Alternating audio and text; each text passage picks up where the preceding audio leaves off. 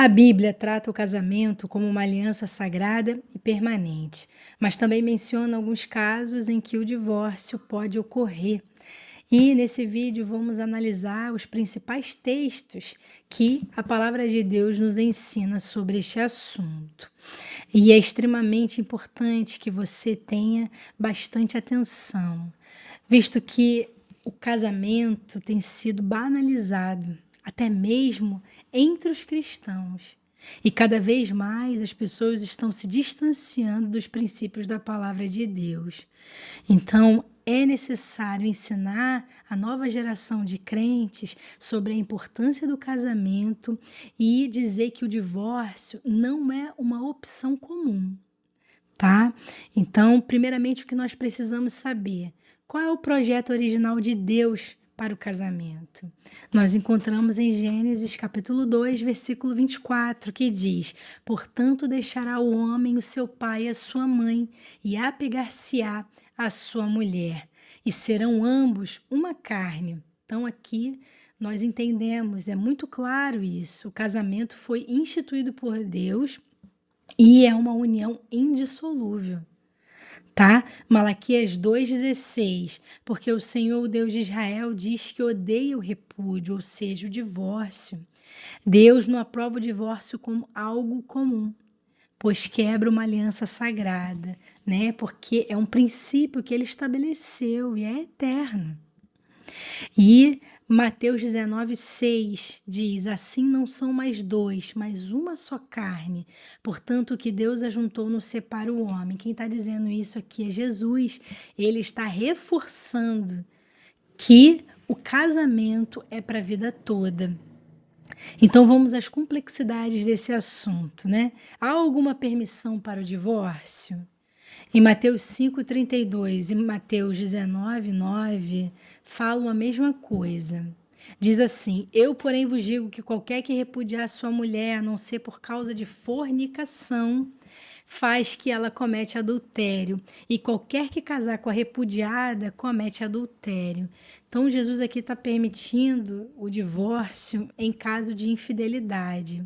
Só que é importante entender que Jesus está falando aqui fornicação. Fornicação é uma prática sexual entre os solteiros, não entre os casados. Entre os casados acontece o adultério. Então, a palavra para fornicação que Jesus usou aqui é porneia. E adultério é moicheia. E isso vai nos dar uma clareza, porque Jesus está falando aqui sobre o noivado no judaísmo. Porque o divórcio, aqui ele está tratando no noivado. Aí você fala assim, mas no noivado? É, porque o noivado no tempo de Jesus era considerado um compromisso matrimonial vinculativo. Não só no judaísmo, mas em outras culturas também do passado. O noivado era algo muito sério. O casal era legalmente ligado um ao outro, mas ainda não viviam juntos, nem haviam consumado o casamento. Qual é o exemplo bíblico disso? José e Maria, seus pais. Mateus 1, 18 e 19 diz assim: estando Maria, sua mãe, desposada com José, antes de se ajuntarem, achou-se ter concebido do Espírito Santo. Então José, seu marido, como era justo e não queria infamar, intentou deixá-la secretamente. Ele tentou abandoná-la. Por quê? Porque, como a Maria estava grávida, né, José pensou em deixá-la, porque todos iriam achar que ele que havia defraudado ela, né? Então, olha o que está querendo dizer aqui, Jesus está querendo nos ensinar nesse texto, que o divórcio era apenas no caso de noivado.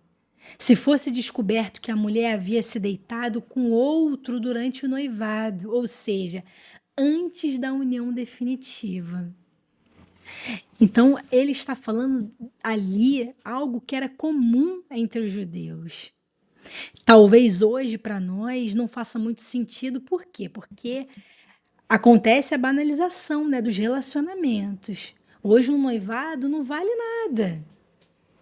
A pessoa noiva, depois acaba o noivado, noiva com outro e não chega ao casamento. Mas o noivado para Deus é algo retratado aqui com bastante seriedade. Então Jesus está falando do divórcio no noivado. Vamos continuar o assunto. O caso do cônjuge incrédulo que abandona o casamento. Vamos saber como é que é isso. 1 Coríntios 7,15 diz: mas se o descrente se apartar, aparte-se, porque neste caso o irmão ou a irmã não está sujeito à servidão, mas Deus chamou-nos para a paz. Então, o texto está dizendo que se o cônjuge descrente abandonar o casamento, o crente não é obrigado a permanecer preso a essa união. A separação se torna um fato inevitável e o crente pode viver em paz. Por quê? Porque aqui fala do livre-arbítrio.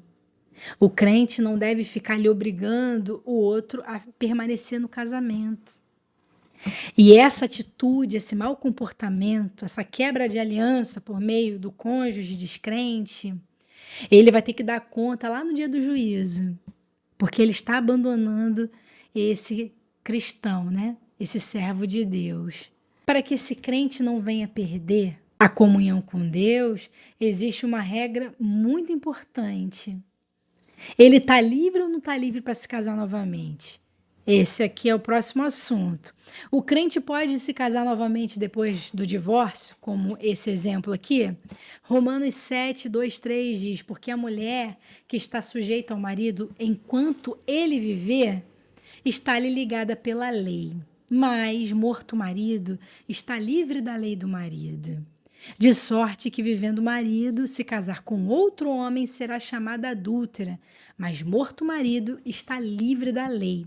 E assim não será adúltera se for de outro marido.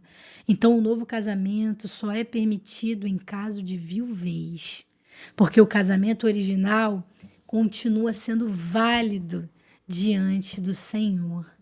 Então, você vê que é um pacto que é feito. O casamento é uma aliança, é um pacto, um acordo, e que só pode ser quebrada através da morte. É isso que as pessoas, elas acabam banalizando a questão do casamento, porque elas não levam com seriedade essa questão espiritual do casamento. Diante de Deus não acontece separação, divórcio. Ele até permite por causa da dureza do coração, mas isso não significa que o cônjuge, né, que está livre ali ou que abandonou, ele pode se casar novamente, tá? Veja como esse assunto é sério. E se o casamento sofreu problemas, mas não houve adultério? 1 Coríntios 7, versículos 10 e 11 diz: todavia aos casados mando, não eu, mas o Senhor, que a mulher não se aparte do marido. Se, porém, se apartar, que fique sem se casar, ou que se reconcilie com o marido, e que o marido não deixe a mulher. Então, se um casal se separa sem que haja traição ou qualquer outro motivo, violência, maus tratos ou abandono do descrente, que eu vou tratar esse assunto também, a recomendação bíblica é que permaneçam solteiros ou busquem a reconciliação. Tá? É a vontade de Deus que esse casal busque a reconciliação, mas nós sabemos que às vezes um quer e o outro não quer. E a palavra deixa bem claro que não deve ficar obrigando o outro a permanecer no casamento, porque isso fala do livre-arbítrio, e essa é uma escolha que vai refletir na eternidade. O casamento original, ele continua sendo válido diante de Deus. Então não deve se casar com outro, porque isso vai ser adultério. Qual é a conclusão bíblica sobre o divórcio, né? Depois de analisarmos esses textos, o casamento deve ser preservado sempre que possível. Deus, ele odeia o divórcio, mas permite em alguns casos específicos. Quais casos Deus permite? Abandono por parte do cônjuge descrente, como nós vimos no versículo 15, né? Então, tem que deixar ele ir. Não fica obrigando. Tem pessoas que ficam obrigando, né, o outro a permanecer no casamento. Não faça isso. Depois, infidelidade. ele não para de trair a mulher. Pode haver a separação, mas isso não significa que vai poder casar de novo. O problema é o novo casamento. É aí que faz a pessoa perder a salvação dela. Por quê? Porque ela vai ser condenada naquele grande dia, por ela ser uma adúltera, porque os adúlteros não herdarão o reino de Deus.